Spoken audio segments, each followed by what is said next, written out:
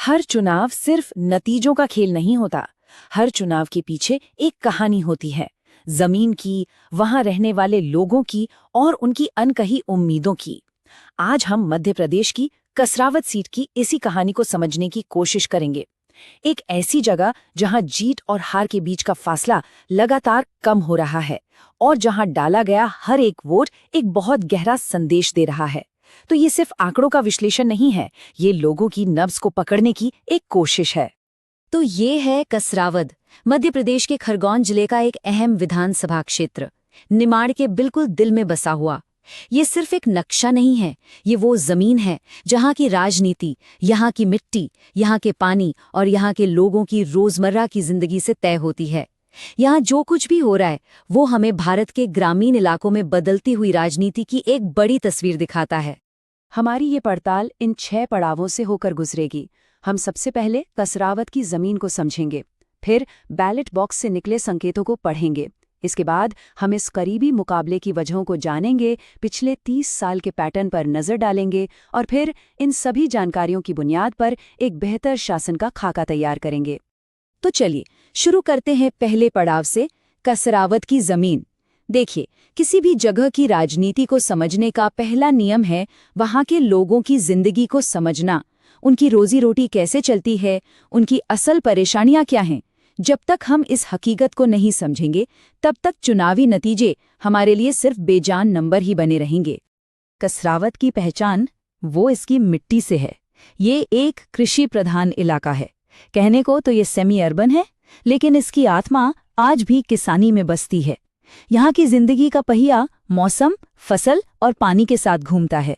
जब फसल अच्छी होती है तो बाजार में रौनक होती है, और जब फसल पर मार पड़ती है तो उसका असर हर घर के चूल्हे तक महसूस होता है।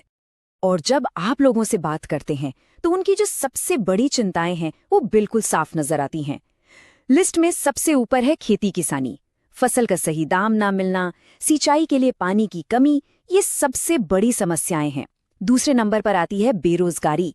खेती के अलावा काम के मौके बहुत कम हैं, जिसकी वजह से नौजवानों को काम के लिए शहरों की तरफ जाना पड़ रहा है। और इन दोनों के साथ जुड़ी है तीसरी बड़ी मुश्किल, गांवों की खराब सड़कें और बिजली पानी की अनियमित सप्लाई, जो रोजमर्रा की जिंदगी को और भी कठिन बना देती है। यहाँ का जो सामाजिक ताना बाना है उसमें यादव और पाटीदार समुदाय की अहम भूमिका है। साथ ही अनुसूचित जाति और जनजाति की भी एक बड़ी आबादी यहाँ रहती है। समुदाय भले ही अलग अलग हों, लेकिन जब आप उनकी उम्मीदों की बात करते हैं वो एक हैं।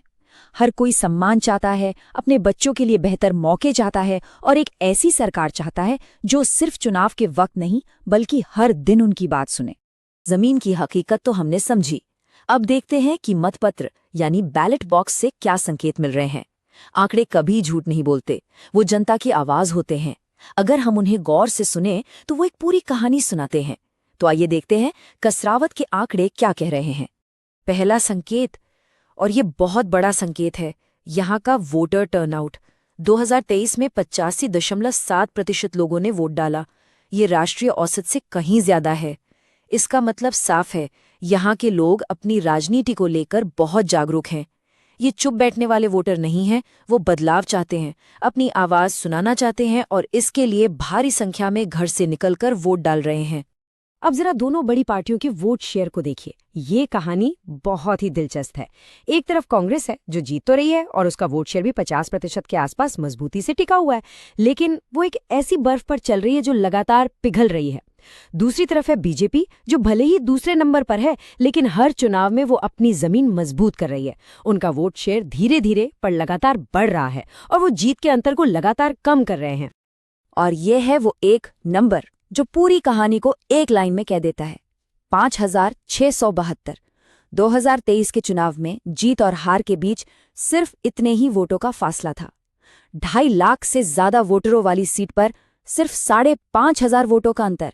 इसका मतलब है कि अगला चुनाव किसी भी तरफ जा सकता है। यहाँ हर एक वोट की कीमत है।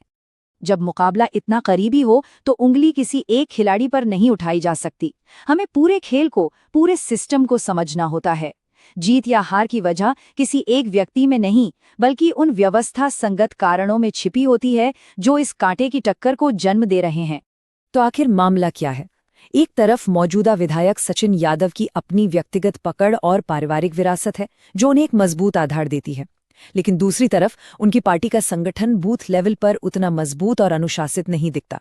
इसके मुकाबले विपक्ष के पास राज्य और राष्ट्रीय स्तर पर एक ज्यादा शक्तिशाली मशीनरी और संसाधन है, और इन सबके बीच जमीन पर जो कृषि संकट है वो एक बड़ा मौका देता है एक ऐसी कहानी घड़ने का जो लोगों से सीधे जुड़े, जिसे अभी तक कोई भी पूरी तरह भुना नहीं पाया है। और यहीं पर लोकतंत्र का सबसे गहरा मतलब सामने आता है। एक वोटर के लिए सम्मान का मतलब है कि उसकी आवाज सुनी जाए, और जो लोग सार्वजनिक जीवन में हैं उनके लिए सम्मान का मतलब है कि वो अपनी बात जिम्मेदारी से रखें। ये सिर्फ चुनाव जीतने की बात नहीं है, ये भरोसा बनाने और उसे निभाने की बात है। अब जरा वक्त में पीछे चलते हैं। किसी भी जगह की आज की तस्वीर को समझने के लिए उसके अतीत को देखना बहुत जरूरी है।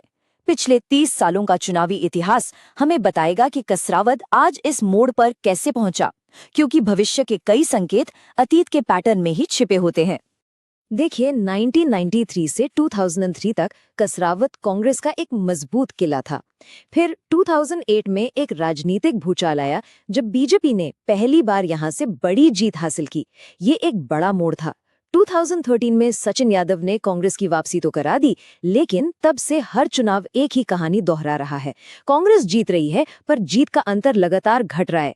2013, 2018 और 2023 तीनों चुनाव कांग्रेस ने जीते, पर हर बार बीजेपी पहले से ज्यादा ताकतवर होकर सामने आई। ये ग्राफ उसी सिकुड़ते फासले की कहानी को तस्वीरों में दिखाता है। 2013 में जीत का अंतर लगभग 7.5% था, 2018 में ये घटकर सिर्फ 3% रह गया, और 2023 में ये और भी कम होकर 3% से भी नीचे आ गया। ये पैटर्न एक बहुत साफ चेतावनी दे रहा है। ये एक अलार्म है कि अगली बार पासा पलट सकता है। तो बीमारी का पता तो चल गया, हमने जमीन को भी समझा और आंकड़ों को भी। अब बात करते हैं इलाज की, क्योंकि एक अच्छे विश्लेषण का मकसद सिर्फ समस्या बताना नहीं, बल्कि समाधान का रास्ता दिखाना भी होता है। तो पेश है एक ऐसा ब्लूप्रिंट जो इस घटते अंतर की चुनौती को एक मजबूत जनादेश में बदल सकता है। इसके लिए हम एक फ्रेमवर्क का प्रस्ताव रखते हैं, जिसे हम कहते हैं चतुर्मुख सिद्धांत। ये एक ऐसी रणनीति है जो राजनीति के 4 सबसे जरूरी पहलुओं पर एक साथ एक सिस्टम से काम करती है। इसका मकसद ये सुनिश्चित करना है कि कोई भी जरूरी मोर्चा कमजोर न रह जाए। इस सिद्धांत के 4 मजबूत स्तंभ हैं। पहला है चुनावी प्रबंधन, मतलब हर बूथ पर डेटा आधारित काम। दूसरा है संगठन, यानी पार्टी मशीनरी में नीचे से ऊपर तक नई ऊर्जा भरना। तीसरा है नैरेटिव, यानी लोगों की रोजमर्रा की जिंदगी और उनकी उम्मीदों से जुड़ी एक साफ और असरदार कहानी बनाना। और चौथा है संसाधन, जहां पैसे के साथ साथ सही लोगों और सही तकनीक का इस्तेमाल हो। सिद्धांत तो ठीक है, लेकिन असली चीज है उसे जमीन पर उतारना, एक मजबूत सोच को एक ठोस कार्य योजना में बदलना, एक ऐसा एक्शन प्लान जिसमें हर व्यक्ति की भूमिका और जिम्मेदारी साफ तौर पर तय हो। इस प्लान में उम्मीदवार की भूमिका सबसे अहम है। उन्हें लगातार लोगों के बीच रहना होगा, और सिर्फ एक नेता नहीं बल्कि ग्रामीण विकास की एक नई सोच का चेहरा बनना होगा। वहीं पार्टी हाईकमान को ये सुनिश्चित करना होगा कि बूथ कार्यकर्ताओं को जरूरी ट्रेनिंग और संसाधन मिले, और साथ ही एक ऐसी टीम तैयार करनी होगी जो विपक्ष के हर हमले का तेजी से और तथ्यों के साथ जवाब दे सके। और ये है 90 दिनों का एक पूरा एक्शन प्लान। चुनाव से 3 महीने पहले ही बूथ सर्वे और घर घर जाकर संपर्क की शुरुआत, 60 दिन पहले उम्मीदवार के रोड शो, 30 दिन पहले एक सघन मीडिया अभियान, और आखिरी के 15 दिनों में हर एक वोटर तक पहुंचने की कोशिश। ये आखिरी मिनट की भागदौड़ की जगह एक सोची समझी रणनीति है। और आज के दौर में डिजिटल कम्युनिकेशन सबसे बड़ा हथियार है, खासकर तब जब आपके पास संसाधन कम हो। छोटे छोटे व्हाट्सएप ग्रुप्स, स्थानीय निमाड़ी बोली में भेजे गए वॉइस नोट्स या किसानों की समस्याओं पर बने छोटे छोटे वीडियो, ये बड़ी बड़ी रैलियों से भी ज्यादा असरदार हो सकते हैं। ये सीधे लोगों के फोन तक और उनके दिल तक पहुंचने का सबसे तेज जरिया है। लेकिन डिजिटल संवाद के साथ एक बहुत बड़ी जिम्मेदारी भी आती है। हमें हमेशा लोगों की सहमति से एक साफ मकसद के लिए ही उनसे संपर्क करना चाहिए। भारत के डेटा प्रोटेक्शन कानून के तहत हर व्यक्ति की निजता यानी प्राइवेसी का सम्मान करना सर्वोपरि है। ये सिर्फ एक कानूनी नहीं बल्कि एक नैतिक जिम्मेदारी भी है। तो आखिर में हम एक अहम सवाल पर आकर रुकते हैं। लगातार जीतते रहने का इतिहास भविष्य की सफलता की कोई गारंटी नहीं होता। जब जीत का अंतर इतना कम हो तो वो अंतर एक दीवार नहीं बल्कि एक दरवाज़ा बन जाता है, एक ऐसा दरवाज़ा जिसमें से कोई भी अंदर आ सकता है। ये अति आत्मविश्वास का नहीं बल्कि आत्ममंथन का वक्त है। तो फिर रास्ता क्या है? रास्ता है एक नई तरह की राजनीति का, एक ऐसी राजनीति जो चेहरों पर नहीं बल्कि काम पर आधारित हो, जो वोटरों को जाति या धर्म के खांचों में बांटकर टारगेट न करे बल्कि उनकी समस्याओं को समझे। एक ऐसी राजनीति जिसका सिर्फ एक लक्ष्य हो, शासन के जरिए आम इंसान की जिंदगी को बेहतर बनाना। If you want to become a people-centric leader and uplift your constituency, get in touch with blueprintstrategies.ai at mgr@blueprintstrategies.ai or call 080-4204-1602. Purpose beyond politics.